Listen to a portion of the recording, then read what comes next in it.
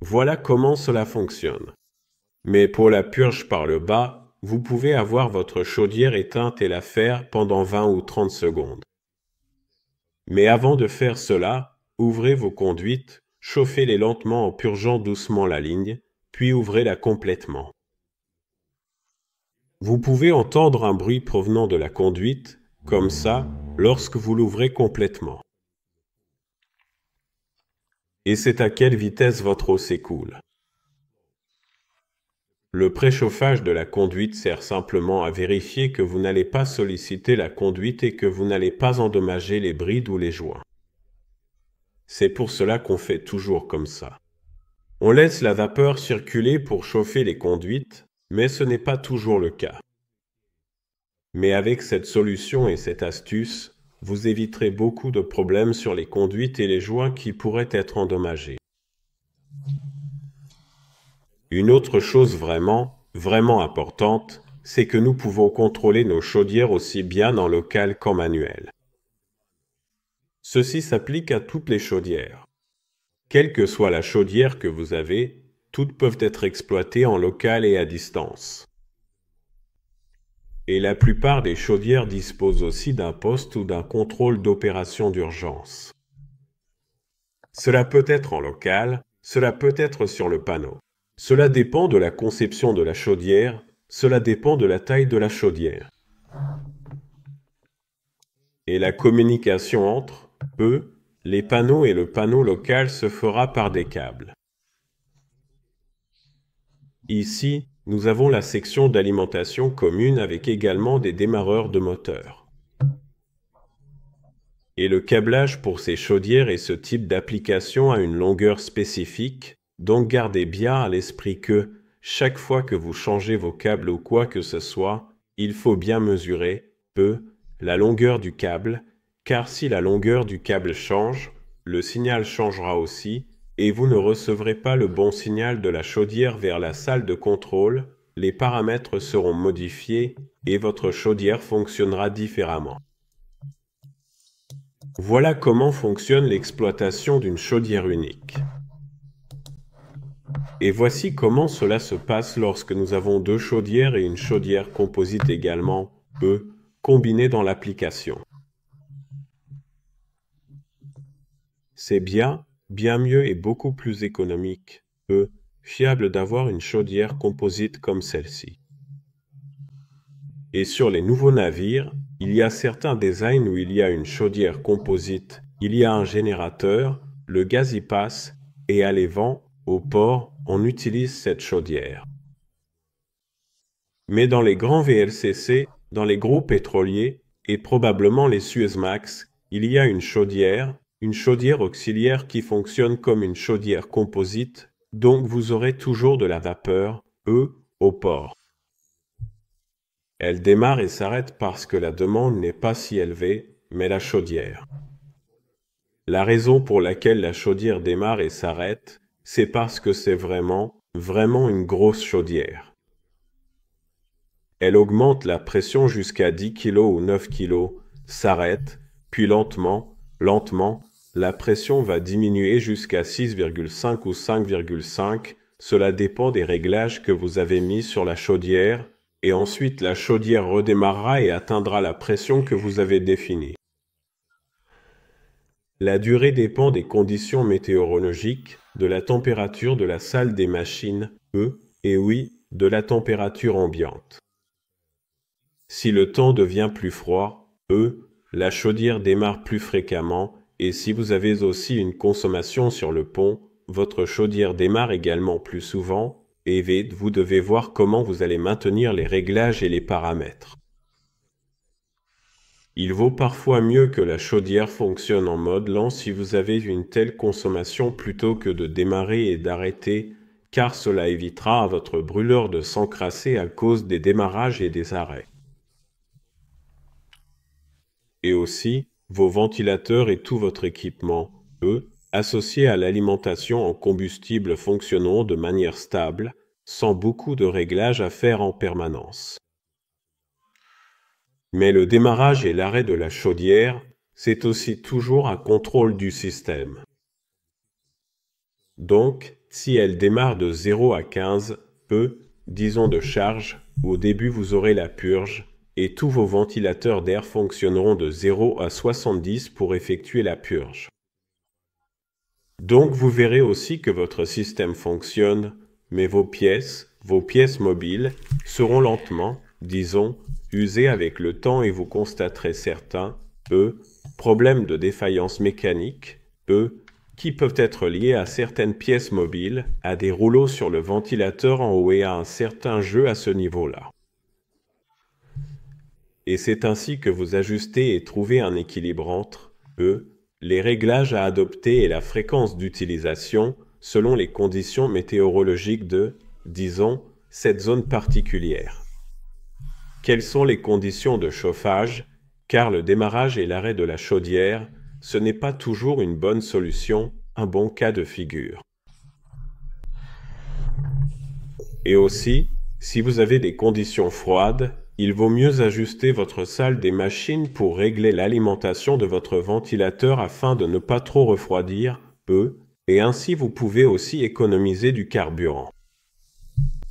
Il y a beaucoup de paramètres et si vous avez des questions, vous pouvez toujours demander quelle est la meilleure chose à faire pour, autant que possible, éliminer la consommation de carburant, augmenter la performance de la chaudière, réduire l'usure mécanique et tout ce genre de choses. Donc dans ce cas, même si nous avons un problème avec le câble, nous pouvons toujours faire fonctionner notre chaudière ici.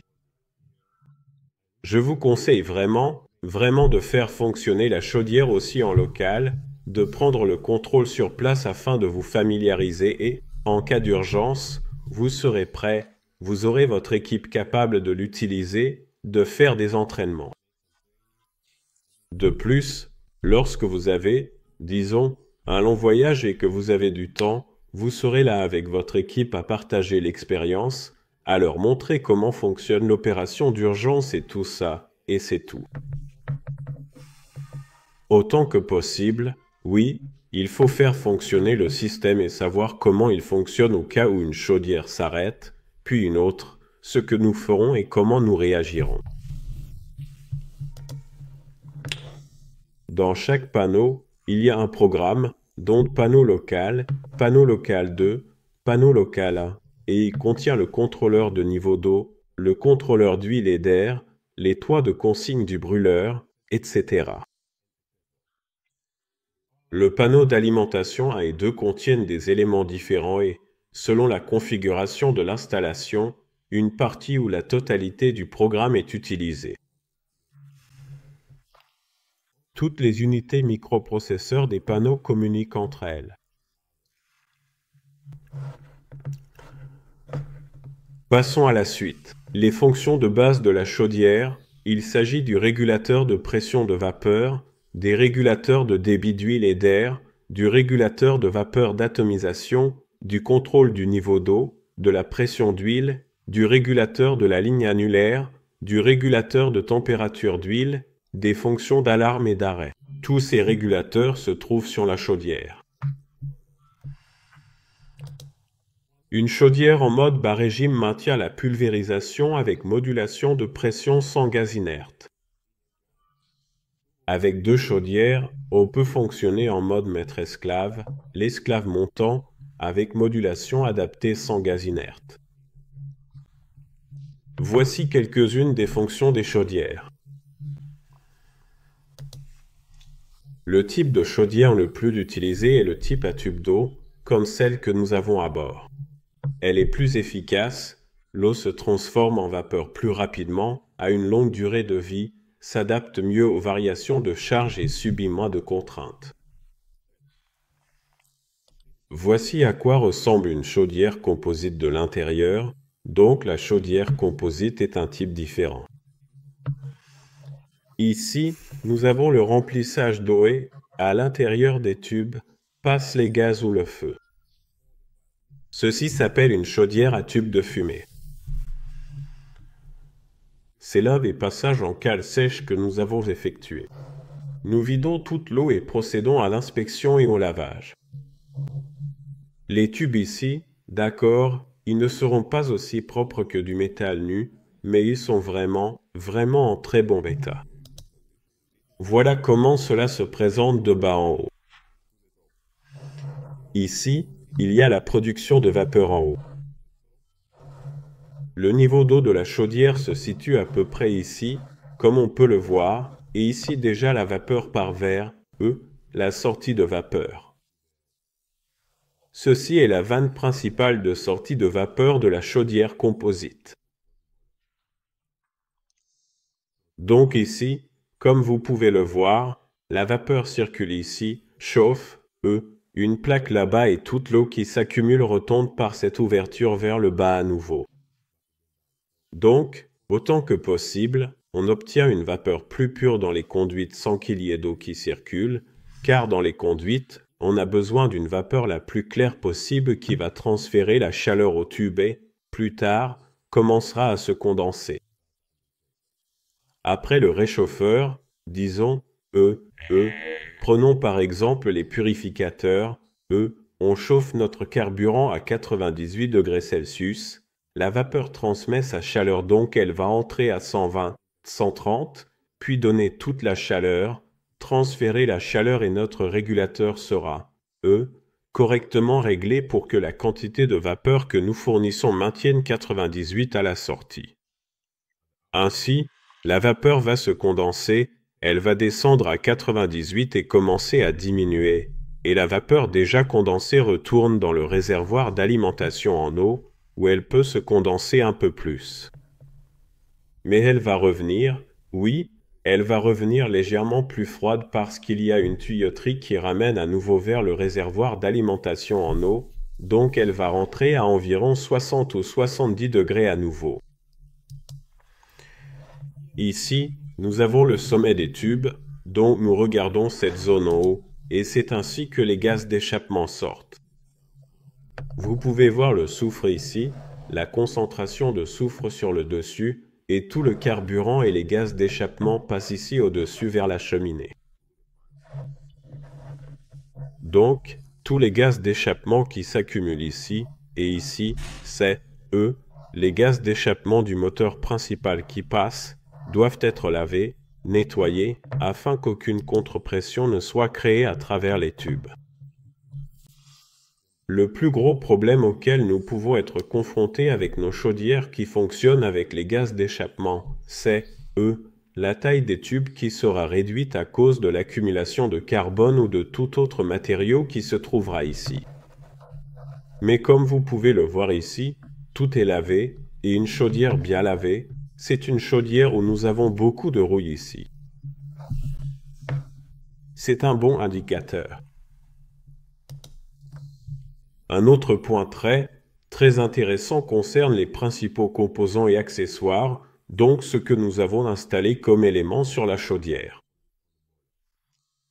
Il peut s'agir de soupapes de sécurité qui empêchent la surpression. Nous avons une vanne principale de vapeur par laquelle la vapeur s'échappe. Nous avons les vannes de dérivation ou la vanne d'alarme qui passent par la vanne principale de vapeur pour chauffer la conduite. Nous avons des vannes d'alimentation en eau qui alimentent notre chaudière en eau et nous avons des indicateurs de niveau d'eau, une vanne de purge pour évacuer l'eau, une vanne d'air sur le dessus pour retirer l'air, lorsque nous démarrons la chaudière pour la première fois ou après le nettoyage. La vanne d'écumage qui va récupérer toute l'écume à la surface de la chaudière, c'est-à-dire toutes les saletés qui s'y sont accumulées. Le trou d'inspection, les portes d'inspection, les trous d'hommes, les portes d'accès, le drain pour le foyer, car il y a aussi un drain dans le foyer et c'est aussi vraiment important qu'il soit libre, parce que lorsque vous lavez le foyer, vous ne voulez pas qu'il reste de l'eau à l'intérieur. Donc, assurez-vous que le drain est libre avant de laver votre chaudière, sinon ce sera beaucoup plus difficile de la nettoyer. Et pour savoir comment la nettoyer, comment la laver et comment la préparer, il suffit de mettre un tuyau à l'intérieur, d'ouvrir l'eau et de vérifier si le drap fonctionne. Les vannes du serpentin de chauffage sont aussi vraiment importantes ainsi que le serpentin de chauffage lui-même, pour garder votre chaudière chaude ou préchauffée avant la mise en service. Alors, voyons ici, regardons un schéma et combien de vannes contribuent à notre système ici. Le système le plus compliqué que je puisse citer, c'est Aalborg, et ici nous avons un système Aalborg. Vous pouvez voir combien de vannes 3 voies et 2 voies nous avons. Nous avons un système de lignes différents, nous avons un système de lignes de carburant et de l'air instrumental qui est fourni pour le fonctionnement de toutes ces vannes. Nous avons la ligne d'allumage diesel que nous alimentons séparément et nous avons aussi la vapeur d'atomisation qui sera introduite à partir d'ici avec l'aide de l'air d'atomisation. Pour la chaudière, au début, nous pouvons utiliser l'air d'atomisation, puis, lorsque nous avons plus de vapeur, nous pouvons passer de l'air d'atomisation à la vapeur d'atomisation. C'est toujours le cas lorsque la pression de la vapeur d'atomisation est inférieure à 5 bars et que ce n'est pas suffisant, donc nous utilisons de l'air. C'est toujours le cas, il faut toujours savoir où se trouvent vos vannes d'air d'atomisation, car dans certains cas, si vous n'avez pas de vapeur d'atomisation, vous devrez passer à l'air d'atomisation pour faire fonctionner votre chaudière. Donc, comme vous pouvez clairement le voir, il y a vraiment beaucoup de composants essentiels impliqués ici et absolument tout est minutieusement surveillé et fonctionne parfaitement ensemble.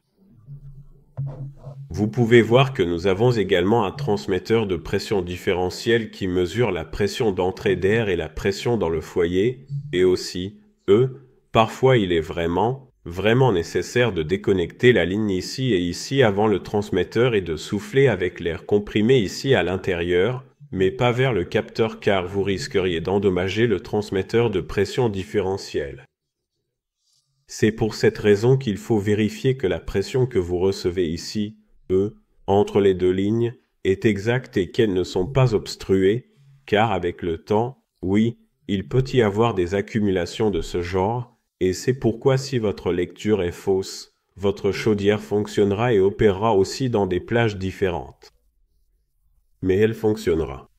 Elle n'indiquera pas exactement ce qui se passe, et alors, certains problèmes peuvent commencer avec, le processus de combustion. Donc, la première chose à vérifier, c'est que tout est dégagé, que votre chaudière reçoit les bonnes informations et que votre équipement reçoit aussi les bonnes informations. Vous avez ici les pressions correctement réglées, la vapeur d'atomisation et les instruments. Nous avons la bonne pression de carburant, nous avons la bonne température de carburant. Le diesel, il y en a assez et tous vos réglages sont dans la plage recommandée par le fabricant.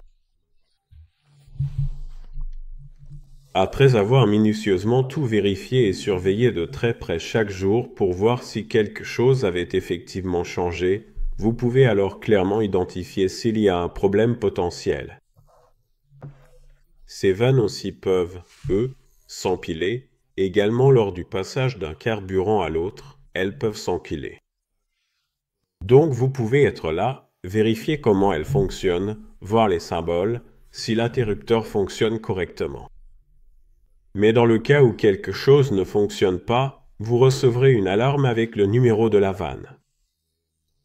Donc, directement, vous savez que cette vanne ne fonctionne pas, qu'elle ne fait pas son travail, et vous allez sur place pour régler le problème.